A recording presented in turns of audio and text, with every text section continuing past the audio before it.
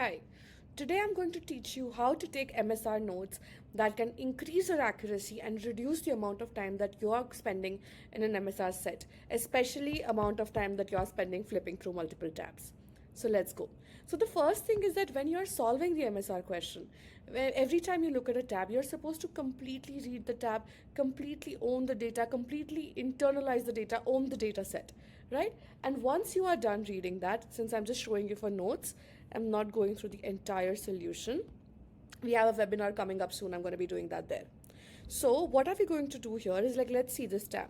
This tab is talking about some kind of a corporate partnership program, and they're talking about a discount structure and pricing and tax information and all of those details. So here I'm going to note the tab number and I'm going to note what this tab is going to give us.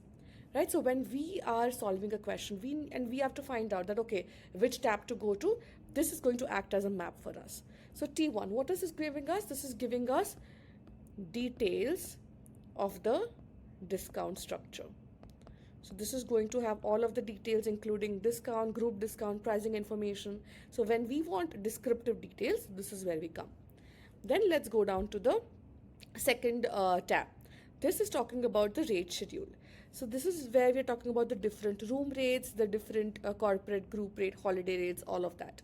So I know that when I'm doing my question, if I want information about the rate, information about the value, the number of the room, this is where I'm going to come to. So this is going to give me rate values. Excuse my handwriting, it's really bad. Then let's talk about the third one, the third tab. What is it talking about? Booking number 1, Martinez Group. Booking number 2, Anderson Tech Summit. Booking number 3, Chen Get Together. So this is giving me different details of the clients and what their requirements are. So here, if we talk about T3, this is going to give me client details. So I think in this particular question, it is simple. But when you are talking about questions in which the data set is too dense or a lot of different tabs, they have very similar information. It is very important to have such notes so that you can discern between the different types of information that are there. And then you don't have to spend time wasting, where to look for. So this is what we'll do. Now, another very, very important thing here is we will make a list of rules. So one of the very common GMAT traps, especially in MSR, especially in either or questions, is that you think that everything is okay, but then there'll be one constraint that you would not have accounted for, and because of that constraint, your answer will be wrong. So what we are doing is we are front loading our effort and we are identifying all the constraints from the very beginning so that we do not fall into this specific particular trap. Perfect. So let us look at this. So if we go through this line by line, I'm not going to do that right now again, but let's just take an example. In how this program works, it said that companies can apply for verified corporate account status, and once verified, they can book rooms at discounted rate, provided payments are processed through corporate billing channels. Now, what is this? This is a constraint. So we are going to note it down. Process through corporate billing channel. Okay. Now there's multiple constraints that you can list down, but for the sake of time, I'm just like listing down 2 or 3. The second constraint is look at pricing and tax information. It says all room rates are quoted per room, per night, before taxes and fees. So what is it? Per room, per night, before taxes, right? So this is one of the constraints that is there. Now we're going to write down all of the constraints, but now let's look at the question. So what is the question saying? Let's look at just statement 3. Chen Get Together will pay a total of $720 for 2 rooms for 2 nights. So if we had not made something like this, right, it would have been difficult to find out where is Chen Get Together, what is their information, which tab to go to, how do I figure that out? But right now it's become easier. It says Chen Get Together, so we know the first thing that we need to go to is tab 3. What are the details of the Chen Get Together? So let us go here, booking number 1 to booking number 3. This is the Chen Get Together. What does it say? It says the dates. Let us have like a separate calculation zone. Let me make it here. Let us have a separate calculation zone, right, for statement 3.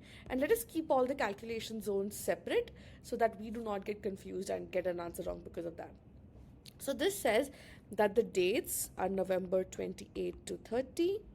There are 2 standard queen rooms and there is the personal credit card. Got it. Now, the second thing that we need to know from the particular question is how much they are paying.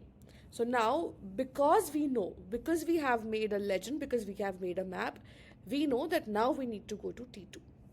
So we are going to go to T2, we are going to go to the rate schedule. And we need to find the rate of standard queen. Now, do they fall under corporate rate? No. Do they fall under corporate group rate? No. Do they fall under holiday rate? Look at this. November 28 to 30. What is the holiday rate? How will we find out? We'll go to T1, which is giving us details of discount structure. And here we'll see that the pricing, seasonal pricing is from December 20 to 27, which does not fall here. Now, if we had written down this rule, we would not even have had to do this. We would have just been able to see from the rules, wait, is it falling under holiday or not? Are you seeing how important, how critical it is to make these rules? Perfect. Now, let's go back to the question. Yeah, it says a room of 720 for 2 rooms, 2 nights. We're going to the rate schedule, standard queen, so that is 180 into 4, which is 720. So do we have our answer yet? Is our answer yes? Let's wait. Let's wait a second. Look at the rules.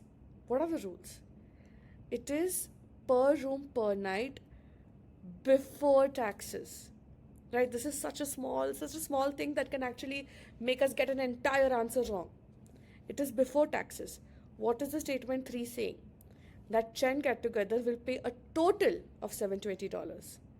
Now, but in this case, they're clearly paying a total of $720 plus taxes. So is this correct? No, it is incorrect. And because we had made a list of rules, because we had mapped it out, we could identify that it is incorrect. And this is the importance of making notes in a very structured way, because that is what DI is about, right? DI is not testing your math skills, how good you are at math, how good you are at English.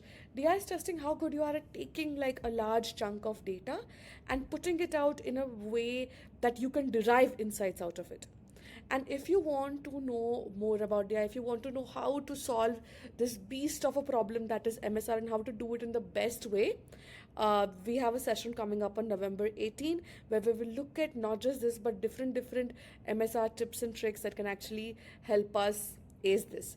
And I am somebody who went from 7 percentile when I first started my DI prep to 97 percentile in my first GMAT FE attempt. So, I'm going to share what worked for me. It is definitely not something that is internal, definitely not something that you're born with. It is something that you can cultivate. It is something that you can learn. And the path from 10 to 97 is exactly what I'm going to teach you on this webinar. So, see you there November 18 on our MSR webinar. Thank you.